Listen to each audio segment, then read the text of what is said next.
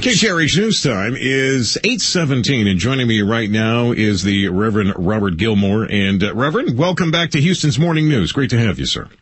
Thank you for having me. It is our pleasure. Reverend Gilmore, at 5 o'clock, St. John's United Methodist Church in downtown Houston, you will be representing Al Sharpton's National Action Network.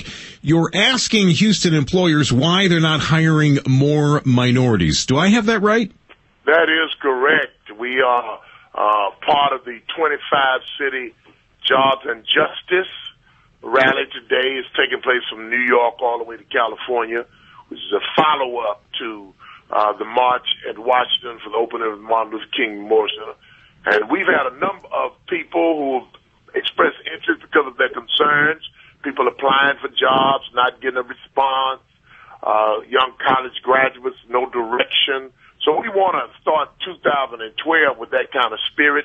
We really do believe this is going to be a great effort. We're certainly inviting everybody to come out.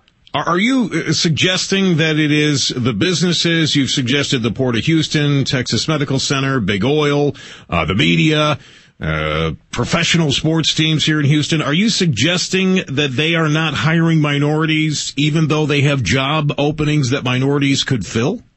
That is correct. The reports this year have already indicated if you were unemployed, underemployed during a period of time, you weren't even considered. We've already had some test cases where people were not given opportunities to go to the second round. So we recognize, and I think that's one of the movements that's really focusing around the country right now about corporate inequities. And we don't think that people should view this as a way for corporations to become scared. People need to be more inclusive. They need to be more honest, and we need to get this process started. We're going to be a part of that in Houston, Texas. We're encouraging all of these major industries to get involved, and we're certainly looking forward to people to come and register their complaints, concerns, and be a part of this Jobs and Justice rally today. Yes. Now, Reverend, of course, these are private businesses that can hire whoever they want. So I just I guess I'm not following the logic here. You're trying to make these businesses hire people whether they want to or not, right? The reality in America is that if you receive federal funds, taxed funds, and other funds, you're not really private.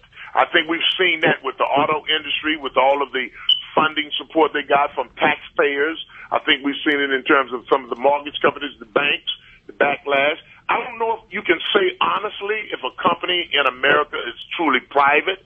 And we're going to have that discussion today. People can join us at videotalkhouston.org. And certainly, we don't see private companies in America as just private for their own business. I see. They're receiving federal support. All right, Reverend, if you could hang on just one minute, if you don't mind, we'll come back. Let's talk a little more about that. Apparently, private business is not truly private in the eyes of your organization and those that will be joining you today. KTRH News Time is 8:23, and joining me right now is the Reverend Robert Gilmore. He is heading up the initiative for Al Sharpton's National Action Network. Big rally tonight downtown St. John's United Methodist Church at 5 o'clock. Reverend, thanks for the time. Now, you were saying before we took a break that you feel that private companies in this country are really not private, that we have a stake in them if they get any kind of government funding.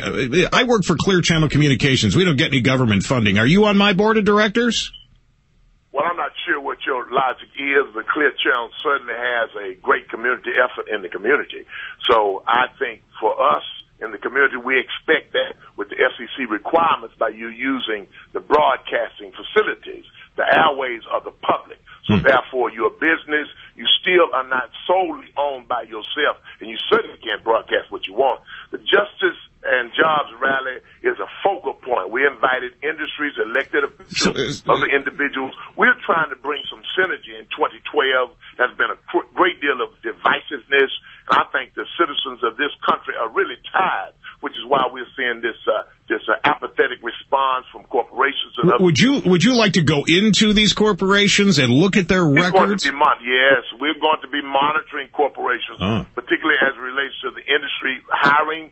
And we noted some of the practices that are being involved. Some people use this idea of liability issues, but we want to hear from the people today, and that's why we're going to. Do you think it's possible that many of these banks, the John Corzines of the world, who are Barack Obama's buddies, and a lot of these people that you're vilifying right now, who are supporters of this administration, might be responsible for the economy that we have, and it could be the economy that is preventing businesses from actually hiring people, Reverend?